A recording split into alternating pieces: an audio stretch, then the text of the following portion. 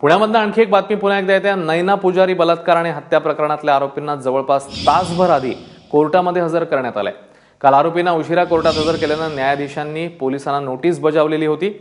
आणि अधिक अपडेट्स घेऊया, आपले प्रतिनिधी मंदार गुंजारी आपल्या सोबत आहेत। मंदार, काय ताजी माहिती या संदर्भात? अश्विन, काल न्यायालयाने पोलिसांना झापलं होतं। एवढंच नाही तर नोटीस काढण्याचे आदेश देखील दिलेले होते। त्यामुळे पोलिसांनी धक्का घेतला आणि 1 तास आधीच तिन्ही आरोपींना योगेश राऊत, महेश ठाकूर आणि विश्वास कदम यांना पोलिसांनी न्यायालयामध्ये हजर केलेलं आहे। न्यायालयाच्या परिसरामध्ये जी कोठडी असते, ज्या ठिकाणी आरोपी आणल्यानंतर त्यांना तिथं ठेवलं जातं, न्यायालयाचं कामकाज सुरू होण्याच्या आधीपर्यंत तिथे ह्या तिन्ही आरोपींना ठेवलेलं आहे।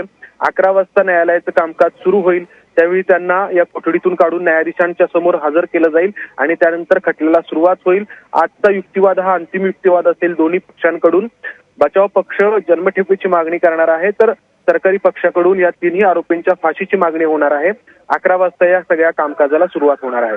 अश्विन, मंदार, धन्यवाद या माहितीबद्दल।